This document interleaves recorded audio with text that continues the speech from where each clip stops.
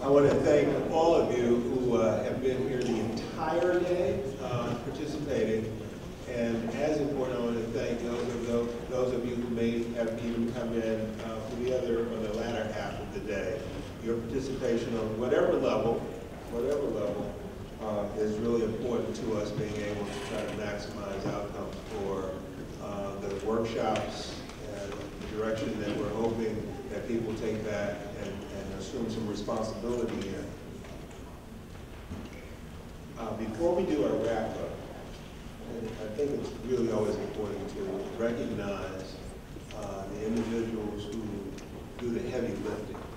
Those individuals who serve in the planning committee, individuals who are in the room at this point that are on staff. I'm going to ask you to stand. All of you who participated in some form or fashion in helping to organize this, please stand. Please stand. Don't be hesitant. Don't hesitate. Those of you who are part of the planning committee, and those of you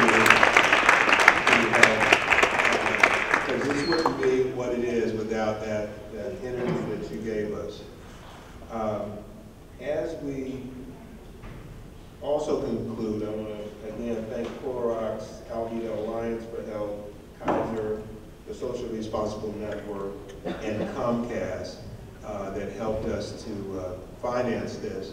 And when I say finance this, that means the information that you're seeing in terms of the PowerPoint, the literature that you may be taking back with you, the infrastructure for this event today, which we hope will be an infrastructure that goes forward, not just one day, but that you'll be able to use the blacklinking.com and the apps to continue to communicate, to continue to use the chat room, to continue to add and share information, to make connections, to share best practices, to give you a perspective on things that are affecting our community, to help us heal our community and to help us to take our community to the next level. All right.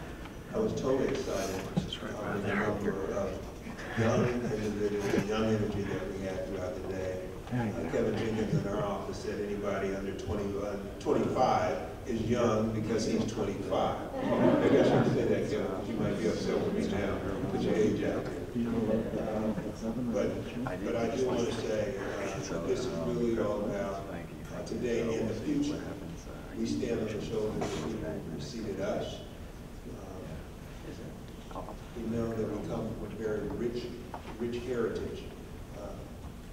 Many know that in the 12th and 13th century, people from all over the world went to a place near the Niger River in Africa, a place that was known as Timbuktu. Timbuktu was a place that produced agriculturalists, it produced mathematicians, people from Asia, Europe, and the other parts of the world came there to be educated, to learn medicine, to learn philosophy. And then we know that that was one major point in the history of us who come from the continent of Africa. And then there was the transatlantic trade, slave trade, that started taking place in the 14th century, in which over 45 million individuals were taken from the continent of Africa and dispersed throughout the world, engaged in slavery, all the way through the 18th century, 1800s and early 1900s, and then the Great Migration, which took place in the early 1900s, over 6 million individuals after receiving some semblance, however you define it, of freedom, relocating through other parts of this country, helping to establish communities not unlike the community we live in today. And we recognize some of the actions that continue to help liberate and free individuals of African descent, even in the opening ceremony today. But the struggle continues. And as Elaine Brown so eloquently put it, we really need to get busy. And that was what this is all about. We need to get loud, and we need to get busy. I want to thank again Dr. Webb for helping us to get Lane to college. And I also want to give a special thank you to Danica Brown, Chair of the Ethnic Studies Department, and Stephanie Dalton for having and hosting us, and all of the people who work here at Lane College.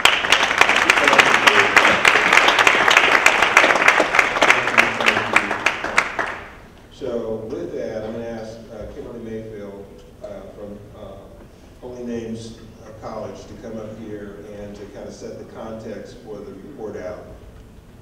Kimberly.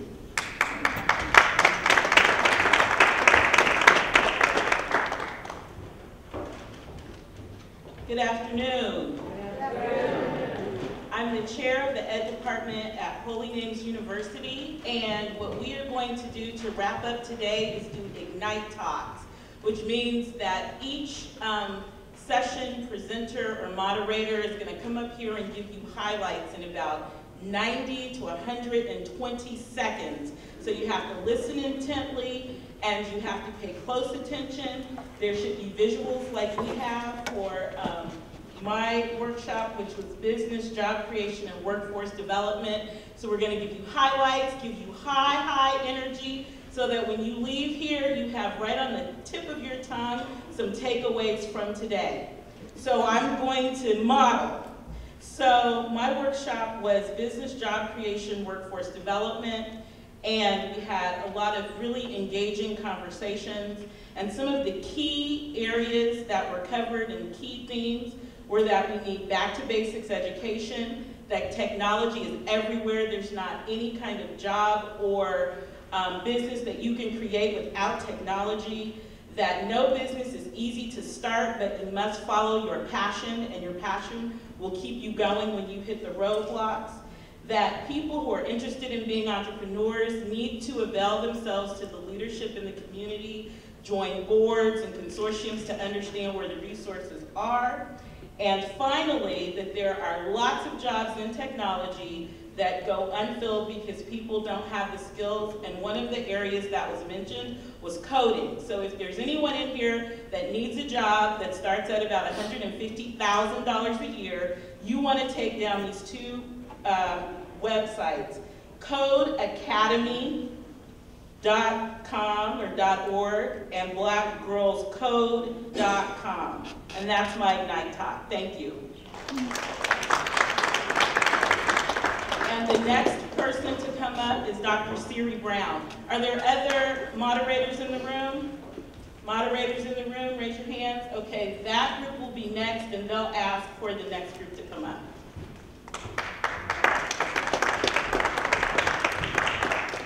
Okay, the panel that I helped moderate was on Black male-female communication, and it was an excellent panel, and we came out with a number of ideas that are action-oriented, but I'm just going to highlight 3 of them.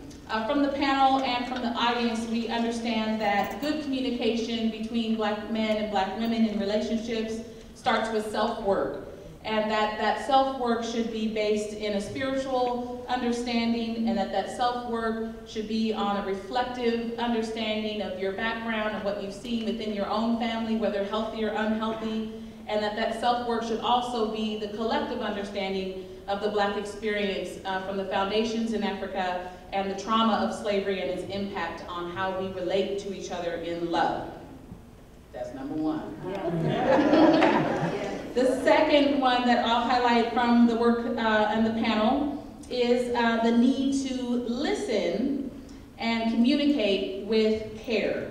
Oftentimes in relationships, while you're debating with your partner, you're not listening, you're thinking about what you're going to say to counter that next point that you want to make because you're in a contest to win the argument. However, ultimately, that's a failure for the relationship. So we talked about the need to listen very carefully and understand that your partner usually is not coming at you trying to hurt you, but that there's a need for understanding. When it comes to communicating with your partner, the panel talked about the need to verbalize feelings in a productive way. That if you're feeling anger and frustration from being Black in America and all that goes with that, that there's a way to verbalize the way you feel with the person that you love.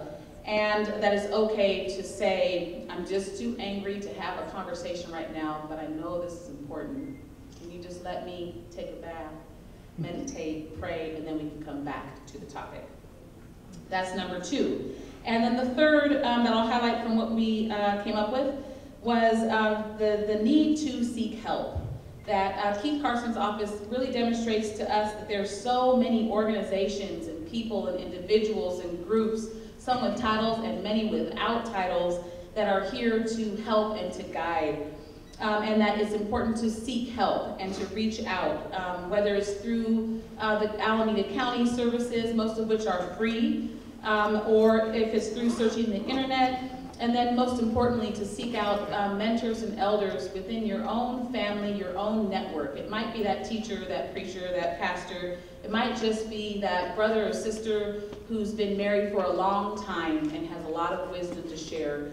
In that, it was advised that it's not a good idea to ask the single sister or the multiple divorced brother for advice on relationships.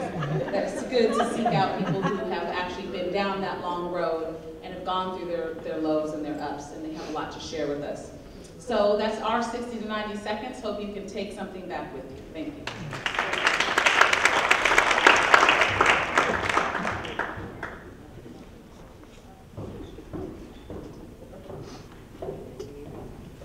Good afternoon.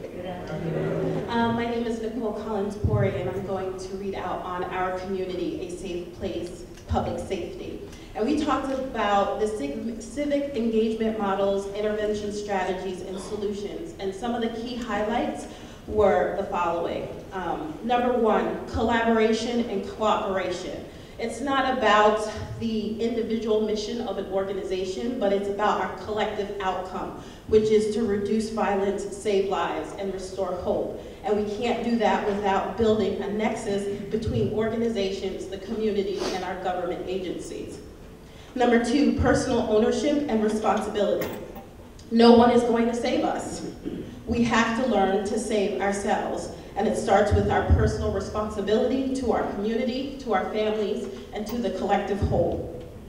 3, key to sustain our current efforts. Well, we have to participate, we have to have a voice, we have to show it through actions, and provide financial contributions or support so that we can sustain our current programs that are working. 4, looking at crime as a public health issue.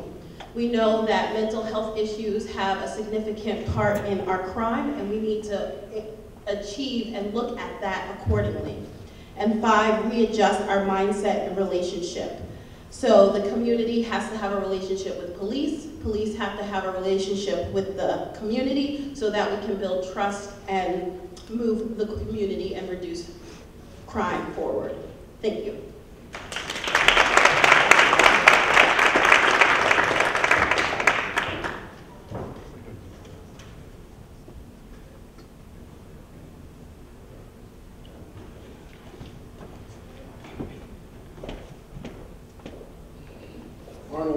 We did the intergenerational panel, and the highlights of the panel was one of the things that we struggle with is being afraid of our children being afraid of us, therefore the dialogue doesn't take place.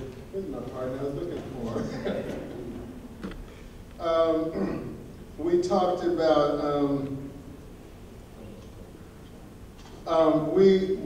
we talked about what hinders our communication is the fact that we aren't sharing a common set of values. That our young people have one set of values and we have another set of values. Our young people mentioned us reasserting ourselves. They want someone to guide them, to lead them, to teach them, understand that we have knowledge, and also they want to have the ability to respectfully disagree with things that we raise as adults. They disagree and we put them down for their disagreement. The young people say we must change our way of thinking. We must stop being afraid. We have to let the inner child, and I'm going to have my colleague talk about that, and we need to reassess ourselves as adults. One of the things that we can do is, I'll read this briefly, African American Male Achievement Manhood Development Program. If you're interested in volunteering, guest speaking, donating books, tickets, gifts, please contact the Executive Director, Chris Chapman, and that should be on the black link, and it gives his web address. It's at Oakland High School, McClellan's High School, Edna Brewer High School, Castlemont, Fremont. So there are a lot of opportunities in your own neighborhood that we ask you to step up and take the opportunity to help our young people. If we're not outnumbered, we're out organized. We've got to organize ourselves on behalf of our community. Okay, just to go off of what he said as well, what I mean about letting out your inner child is realizing that even though you guys are, you know, whether you want to call it or not, physically aging, the spirit inside of you is still the same being that was always there when you were 5 years old, 2 years old, or embryo, whatever you want to call it. It was always that. You know, so just recognize that us as youth, we're looking at you guys standing in your authority, still being stern in your authority and still being aggressive in what it is that you guys are passionate about from when you guys were living back then, still applying those techniques and knowledges into today's society and today's generation to be able to move an advanced generation such as us to move forward in that light. I also wanted to express that me being a youth, me being kind of in between where you guys are as the older generation and then the youth as of, you know, who's behind me. Me personally, I'm looking at you guys, and I'm looking at you guys to be able to influence me and to encourage me to keep pressing on and doing what it is that I'm doing so that the people that are under me can see that light in me and they can see me living by that example. And so, in conclusion, that's all that I want to say.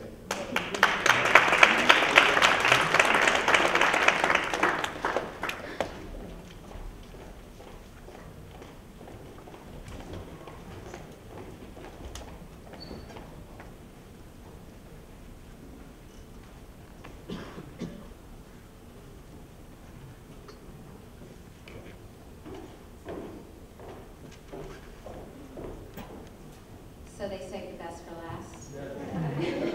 And we will be very quick. So our panel was African Americans, strategies, services that we're providing in the African American community with faith-based organizations. These were our notes. So what we came up with, quite frankly, was very simple. We needed to collaborate, communicate, and coordinate our services that are out in the community. All of our panel members had a plethora of services that they talked about. We went everywhere from disabilities to veterans, which was a wide span, if you can imagine. What we did find is that there are barriers out there that we need to work together to reduce the barriers for our community to receive the services, that it's everybody's business. We all have to take responsibility for ensuring that our community is taking advantage of the services that are out there. And then the last thing that I will leave with is that Allen Temple, because our conversation did not quite come to an end, Allen Temple agreed to host another panel, another roundtable, so that we could continue the conversation about what's out there and how we can better coordinate. And that was less than 30 seconds.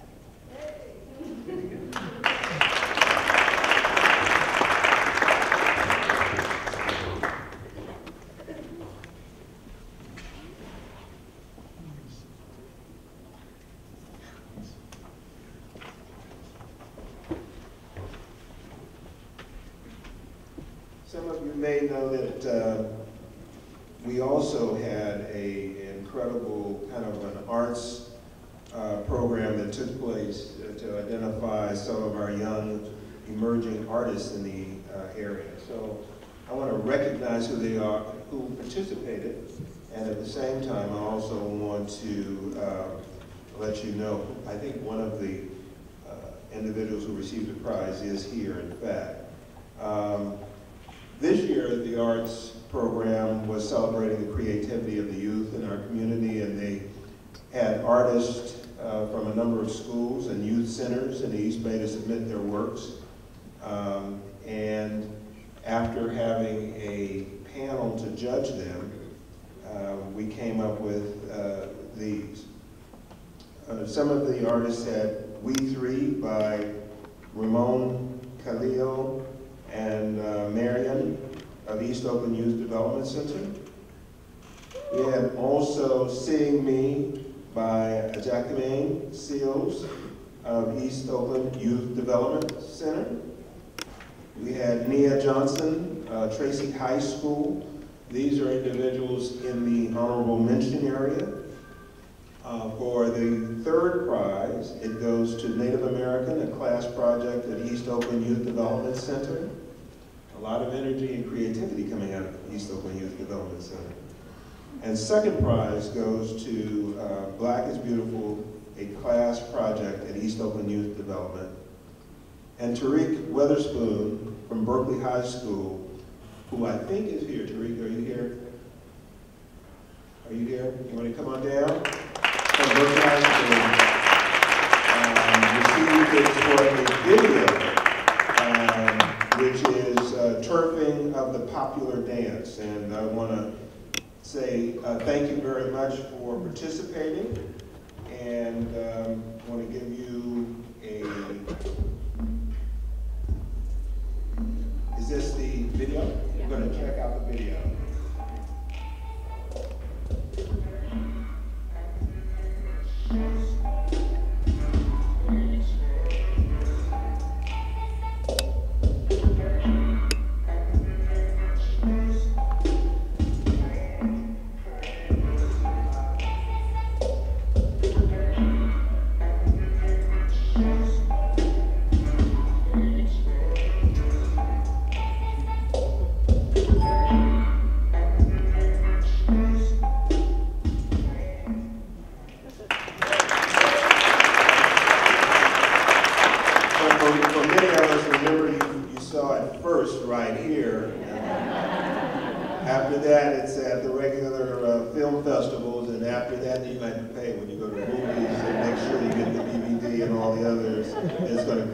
I know that this is just the very beginning of what will be a very budding career, especially as you mix the gift that you've been given. I want to say thank you so much for participating.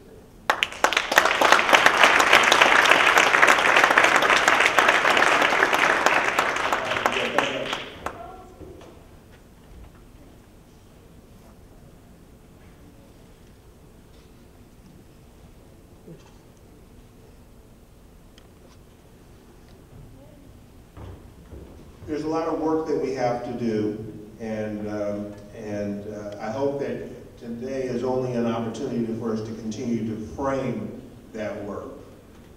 For those of you who participated, again, make sure that you do sign up so that you can use the app and everything as it relates to blacklink.org. That's going to be one of our ways of communicating. There's also the ongoing opportunity to take a tailored class, one that's configured for the workshop that you were in, to help other individuals come in and sit for time here at this institution in order to have even more organized and reinforced outcomes. I do want to say, again, a special thank you to Laney College for having us, and I think that we started off this morning with the welcome from Peralta Community College and as well as Laney, and I think it's only befitting that we conclude today by having the chair of the Ethnic Studies Department, Tamika Brown, come up and make a couple of closing remarks. She's been here all day long, and I want to say thank you so much for everything, Tamika. I just wanted to say thank you to the Honorable Keith Carson as well for our community. And I wanted to say thank you to our community at large, because we demonstrated today that we do care for one another. We are interested in saving our children. We are interested in economic development and restorative justice. We do want to know what OPD is doing in our community or not doing. And I just wanted to close by saying that Laney College and Peralta Community College District is here to support an ongoing dialogue, conversation, and we will provide space, educational resources, assessment, anything that we can for implementation of all these great ideas that everyone had today. So please utilize us as a resource. We are here for you, and thank you for coming.